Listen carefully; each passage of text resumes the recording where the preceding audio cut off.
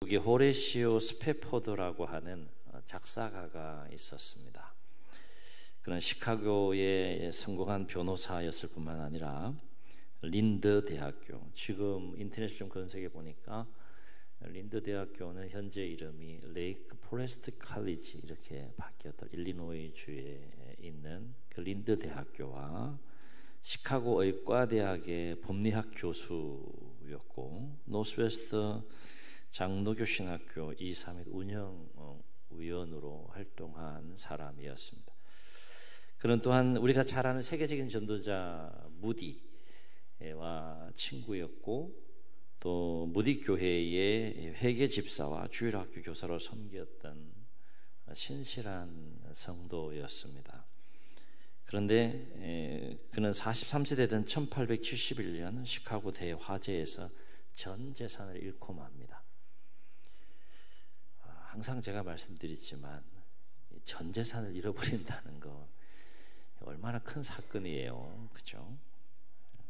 큰 아픔이 시카고 대화재 사건으로 인하여서 전 재산을 잃는 큰 아픔을 잃게 됩니다. 그리고 이 시카고 대화재 사건을 통해 전 재산을 잃어버리기 전에 급성 전염성 피부 질환으로 첫째 아들도 잃게 됩니다. 그래서 이 충격과 또 시련으로 스패포드와 그의 가족은 요양을 위해서 이제 2년 후인 1873년 아내와 네 딸과 함께 유럽 여행을 계획하게 되죠. 그리고 1873년 11월 15일 날 스패포드의 아내와 네 딸을 비롯한 많은 승객을 태운 프랑스 여객선 빌러드 아브로라고 하는 이 프랑스 여객선이 뉴욕항을 출발하게 됩니다. 하지만 이 출항 몇 분 전에 스패포드는 급한 일이 생겨가 있어서 가족들과 함께 또 떠나지 못하고 먼저 아내와 네 딸만 출발하게 되는 상황이 발생하게 돼요. 그런데 22일 새벽 2시 이 프랑스 여객선, 유럽으로 향하는 프랑스 여객선은 대서양 한가운데에서 영국 철갑선 라키언이라고 하는 그 영국 철갑선호와 정면 충돌하게 되고, 그로 인해서 그 배에 탄 226명과 함께 바닷속으로 쫙 가라앉게 됩니다. 하지만 아내는 물 위로 떠올라서 구명정에 의해 구조되었고, 안타깝게도 내 딸은 구조되지 못한 채 죽음을 맞이하게 되죠. 9일 후에 이 스패포드의 부인은 혼자만 살아남았음이라고 하는 짧은 전문을 남편에게 보내게 되는데, 그 소식을 전해 들은 이 스패포드의 마음이 어떻겠는가. 내 딸을 하루아침에 바다에 수장하게 된 거예요. 깊은 절망 가운데 빠지게 됩니다. 하나도 아니고 넷을 다 잃었으니까. 그리고 그전에는 화재를 통해 전 재산을 다 잃었죠. 또 질병, 피부 질환으로 또 아들까지 잃었죠. 계속해서 안 좋은 일이 막 이어지는 상황 속에 걷잡을 수 없는 절망감이 막 이 스패포드의 마음속에 막 밀려옵니다. 그러나 사랑하는 내 딸을 잃고 정신없이 헤매고 있을 아내를 생각하니까 걱정이 되어서 정신을 가다듬고 부인을 만나기 위해 스패포드는 배에 오르게 됩니다. 그리고 배에 탄 후 선장과 함께 이야기를 나누던 중 이 선장은 스패포드에게 다음과 같은 말을 합니다. 지금 이 배는 딸들이 잠긴 물 위를 지나가고 있습니다. 그때 이 스패포드의 마음은 어땠을까 좀 생각해 보게 되는 거죠. 딸들이 수장된 그 위를 지금 배가 이렇게 지나가고 있다고 선장이 얘기하는 거예요. 정신을 가다듬고 지금 또 애써 마음을 좀 가라앉히면서 내 딸을 잃고 정신없이 헤매고 있을 그 아내를 만나기 위해서 가고 있는 그 배에서 선장의 이 이야기를 들었을 때 다시 이 스패포드의 마음속에는 그 잡을 수 없는 그 커다란 절망과 또 아픔의 마음이 막 솟구치게 일어납니다. 깊은 그곳에 잠들어 있을 딸들의 얼굴들이 막 떠올라서 너무 괴로운 거예요. 그래서 이 스페포드는 그날 밤에 울부짖으면서 밤새도록 울부짖으면서 하나님 앞에 기도합니다. 주님, 누구보다도 주님을 사랑했던 저에게 어찌하여 이토록 큰 시련을 주십니까? 울부짖으면서 밤새도록 기도하는 거예요. 기도하는데 죽은 아이들의 얼굴이 밤새 자기 앞을 계속 지나가는 겁니다. 그런데 이렇게 기도 아닌 씨름을 하던 중에 스페포드의 마음속에는 갑자기 생애 처음 경험하는 경험인데 갑자기 형언할 수 없는 하나님에 대한 그 신뢰와 평안이 막 솟구쳐 오르기 시작하는 거예요. 처음 경험해 보는 겁니다. 온통 캄캄한 깊은 절망과 울부짖는 이 스페포드의 울부짖는 그 현장에 하나님이 만나 주신 거죠. 하나님의 위로와 그 하나님의 평안을 경험하게 된 겁니다. 그때 이 스페포드는 입술로 평생 경험해 보지 못한 평안을 고백하면서 이렇게 고백하는데, 제가 영어를 못하기 때문에 저는 영어로 하고 여러분 번역해 보세요. It is well with my soul. 이렇게 번역하면 내 영혼 평안해, 이런 뜻이에요. 그리고 아침이 되자 스페포드는 주님이 주신 영감으로 시를 썼고 그 시를 가지고 시카고로 돌아오게 됩니다. 그리고 필립 폴 블리스라고 하는 이 사람에게 자신의 아픈 그 사연과 고백을 쫙 들려줍니다. 간증을 하는 거죠. 작곡가 필립 폴 블리스는 미국의 복음성가 작곡가이고 가장 이름 높은 복음 전도자 중에 한 사람이었습니다. 당시에 이 스페포드의 그 고백과 시에 감동을 받은 블리스는 그 자리에서 곡조를 붙였는데 그 찬송이 바로 새 찬송 413장 내 평생에 가는 길로 번역된 찬송입니다. 이 찬송의 1절에서는 평생 가는 길에 순탄할 때도 있고 무섭고 또 어려울 때도 있지만 내 영혼은 평안하다. 이 1절의 고백이에요. 2절의 고백은 마귀가 우리를 대적하더라도 끝내 승리할 것이다. 고백입니다. 3절의 고백은 주홍 같은 죄와 저주 속에 있더라도 십자가의 피로 용서받았음을 고백합니다. 평범한 사람의 고백이 아니에요. 엄청난 그 고통과 절망과 깊은 아픔 가운데 하나님의 위로와 하나님이 주시는 평안을 경험하고 고백한 자기가 쓴 그 신앙 간증이 담겨 있는 시죠. 마지막 4절에서는 심판주로 장차 주님 앞에 서더라도 두려움이 없다 라는 고백이 담겨 있는 그 찬송이 바로 새 찬송가 413장이 되겠습니다. 그 후 스페포드는 딸 둘을 다시 낳게 되고 하나님의 뜻대로 살고 싶은 마음이 들어서 예루살렘으로 이사를 하게 되고요. 예루살렘으로 이사해서 그곳에 있는 사람들에게 예수님의 사랑을 전가하다가 60세를 일기로 세상을 떠나게 됩니다.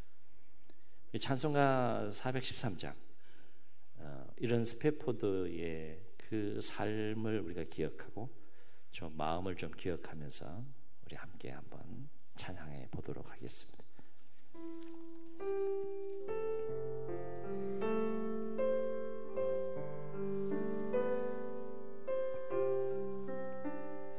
내 평생에 가는 길 순탄하여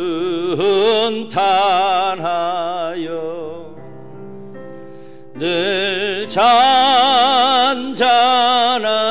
강 같든지 금풍 바로 무섭고 어렵든지 나의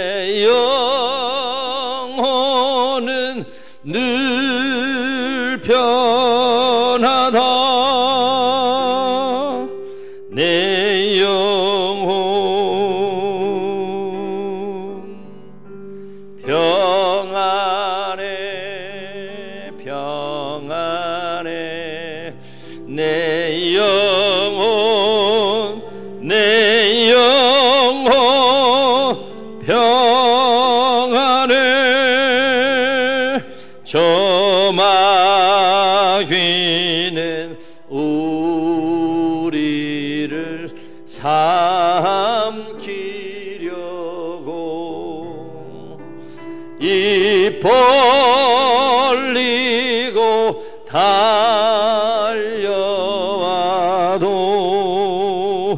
주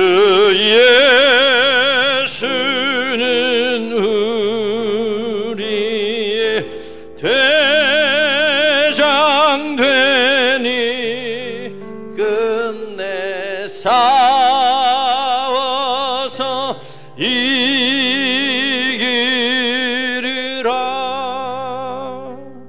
내 영혼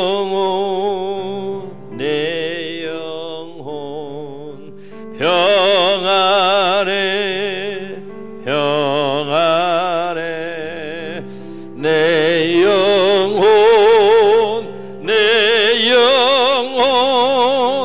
평안해. 내 지은 죄 종비 같더라도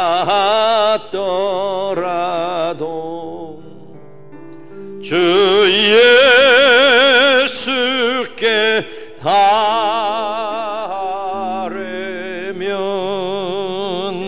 그 십자가 피로써 다시 쓰사 있는 보다 더 정하리라.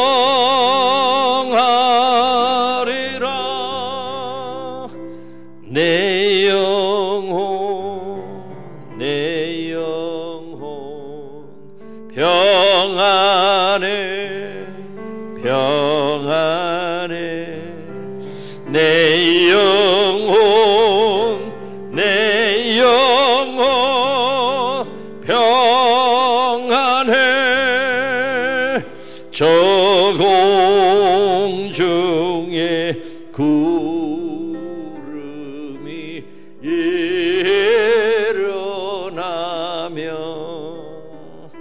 큰 나팔이 울려날 때 주 오셔서 세상을 심판해도 나의 영혼은 겁없으리.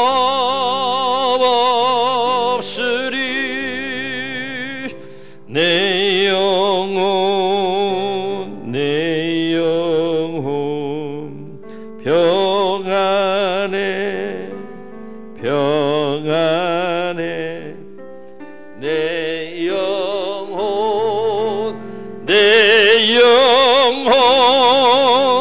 평안해.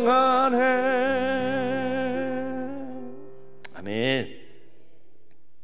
이 스패포드의 고백과 간증인 동시에 여러분의 고백과 간증이 될 수 있기를 주의 이름으로 축원합니다.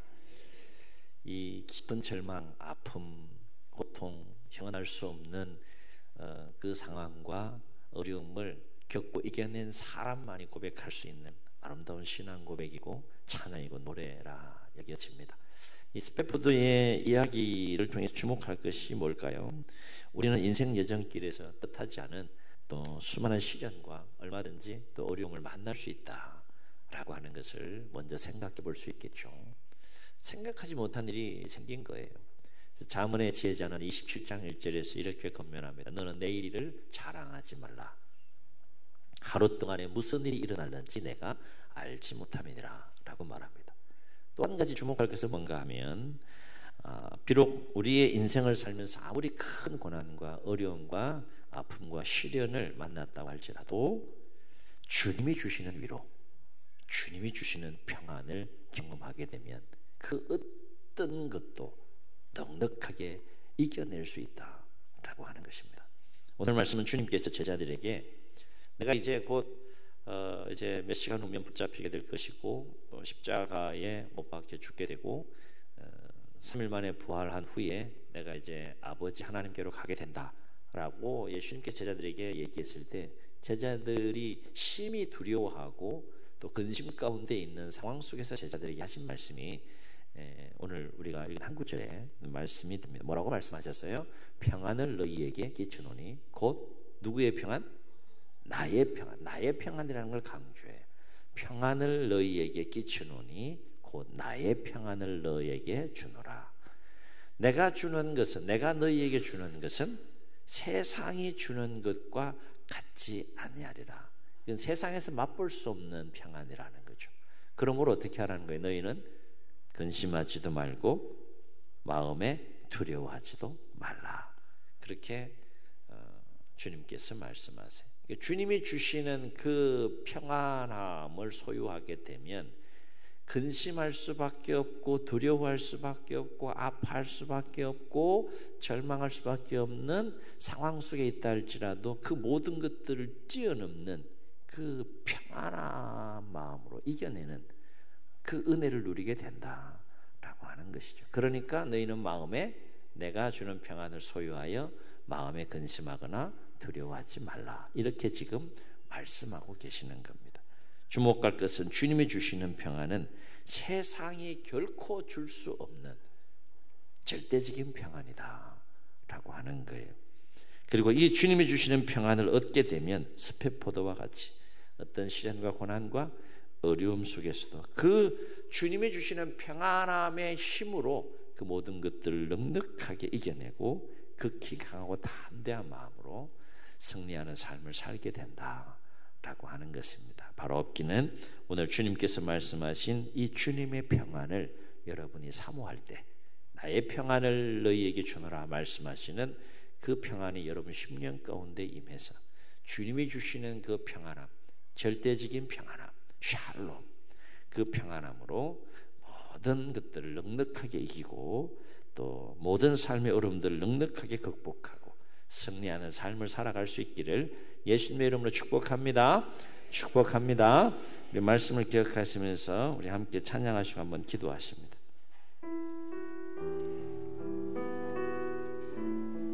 평안을 너에게 주노라. 평안을 너에게 주노라. 아멘. 세상이 줄 수 없는, 세상이 알 수도 없는 평안,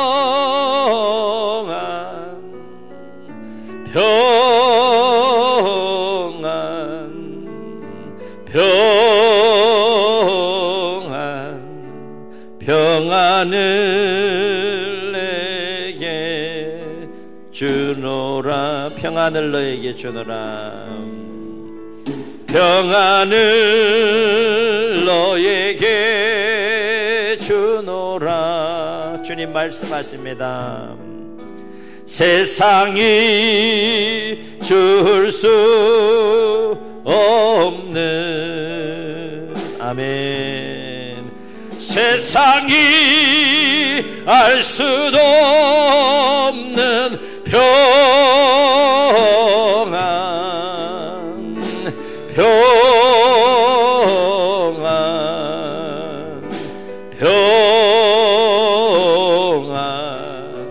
평안을 내게 주노라. 주님 눈을 감으시고 우리 말씀을 기억하시면서 한번 통성으로 기도하시겠습니다. 우리의 마음에 풍랑이 일어나는 일들이 얼마나 많습니까? 고요함이 깨지고 평강이 깨지고 무너지는 일들이 참 많이 발생합니다. 하루에도 무슨 일이 일어나는지 알 수 없는 것이 우리 인생이라고 했습니다. 그러나 상황이 어떻게 흘러가든 비록 근심, 걱정, 염려, 불안, 초조, 두려움, 아픔, 고통 이와 같은 마음이 밀려올 수밖에 없는 상황 속에서도 세상이 줄 수 없는 주님이 주시는 주님의 평안을 소유하게 되면 그 주님이 주시는 평안함으로 넉넉하게 이길 수 있다는 겁니다. 주님은 우리에게 주님의 그 평안을 주시기 원합니다. 평안을 너희에게 끼치노니, 평안을 너희에게 끼치노니 곧 나의 평안을 너희에게 주노라. 주님이 주시길 원하시는 건 평안함을 소유하기 위해 사모하시고, 사모하는 10년 가운데에 주님이 부어주신 그 평안을 소유하여 어떤 상황 속에서도 그 평안함 가운데 모든 어려움들을 넉넉하게 이기고 승리하는 삶을 살게 해달라고 주님 3번 부르시고 통성으로 기도합니다.